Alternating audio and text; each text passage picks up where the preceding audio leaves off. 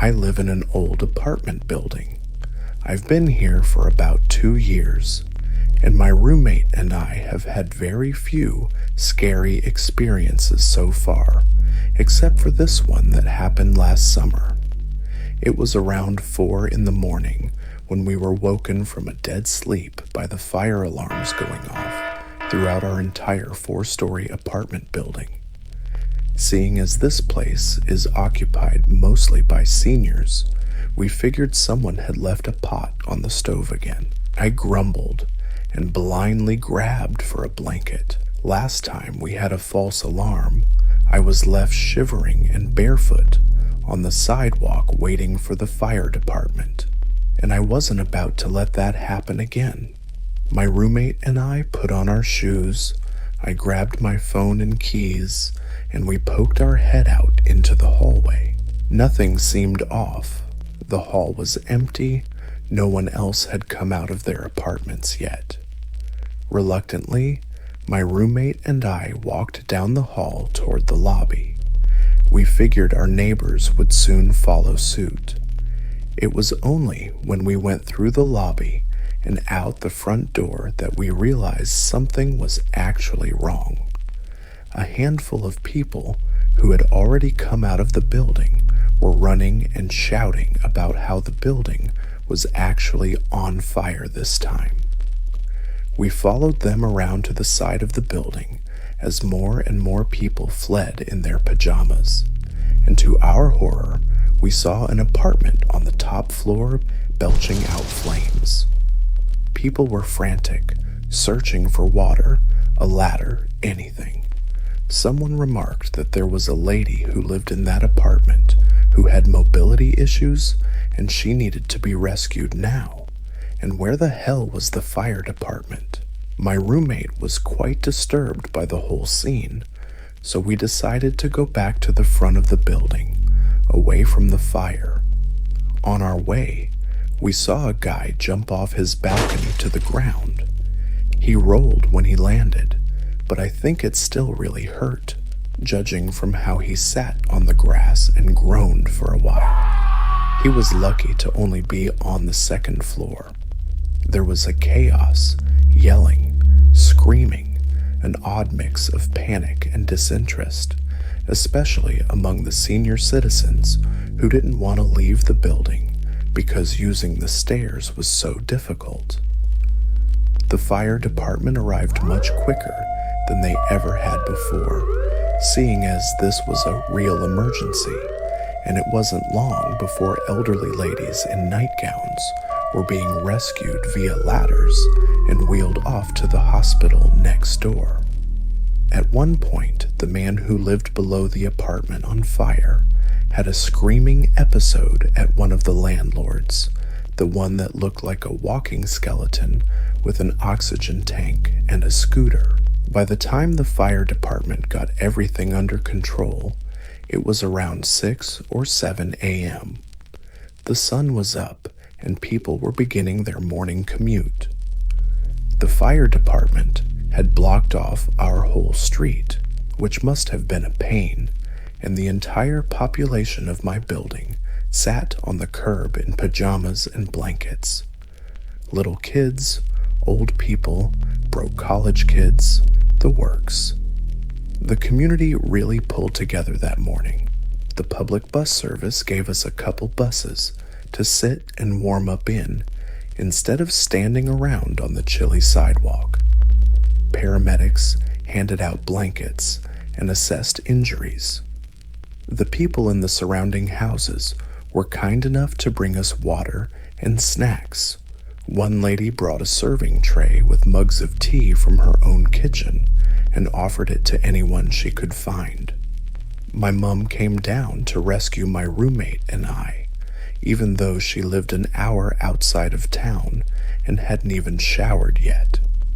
She brought us breakfast and a change of clothes, as we didn't know when we'd be allowed back into the building.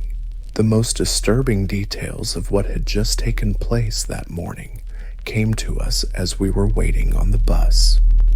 Everyone was talking about the fire, of course, But one man had a particularly horrifying detail to add. He'd heard through the grapevine that the lady whose apartment caught fire never made it out of the building. Sadly, we suspected as much, with her mobility issues and all. But there was more. The firefighters apparently found her in the hall.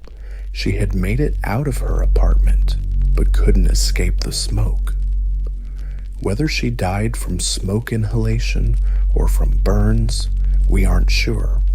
But one thing that man said that sticks with me is that someone said that as they stood outside and watched the flames, they heard the woman screaming, "Help me, I'm burning." I've always been afraid of burning to death, and the idea that my neighbor may have had such a horrifying end is deeply disturbing. I know the man who lived below her heard her screaming. He wouldn't stop talking about it. I think he ended up with a form of PTSD from this event, and I don't blame him.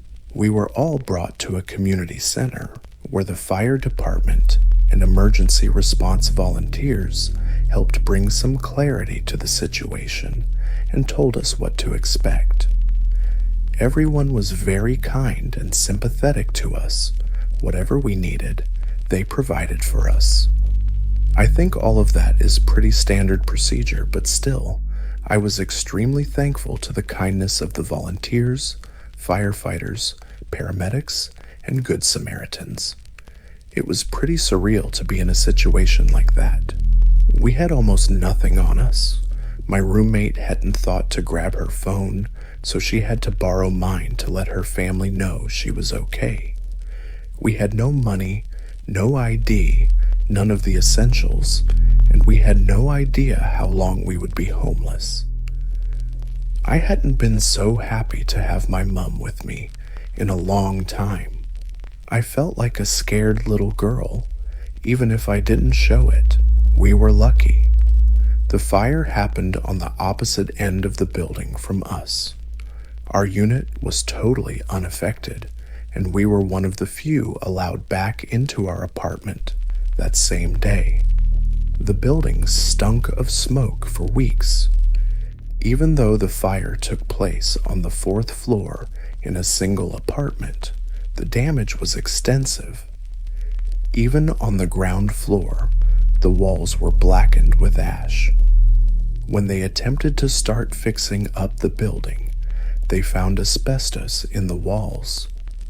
A few people were forced to move out of their apartments, and we're talking people who had lived there for around 30 years. I remember the night we were allowed back into our apartment.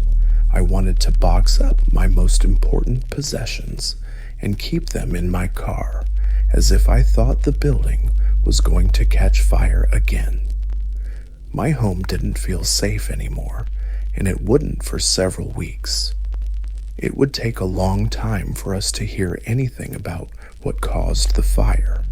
Last I heard, a space heater was to blame, but I don't know for sure. In the days that followed, the fire was featured on the front page of the local paper. The family that lived just down the hall from us were featured in the picture. The article spelled out details that I had already heard. It labeled the guy that lived below the fire as a hero for attempting to save the lady upstairs. It was a valiant effort, but there was nothing he could have done without endangering himself. I feel sorry for him, and I often wonder if the guilt keeps him up at night. Sometimes I think about the lady who passed away in this building. I listen to a lot of ghost stories, so I wonder if her spirit haunts this place. Her sudden and horrifying death would be the sort of thing to make a ghost linger on Earth, wouldn't it? So many things left unfinished. Regardless, I hope she's at peace, and I hope that my neighbors have been able to find some semblance of peace as well. 4 months later, we've regained a sense of normalcy. Things are back to how they were before. If you ignore the orange tarps around the side of the exterior, the restoration vans that come and go every day, and the security guards stationed in the lobby, the damaged wing is still closed while they try and sort out the asbestos situation. But for those of us who live on the other end of the building, things are relatively normal. I hope they stay that way.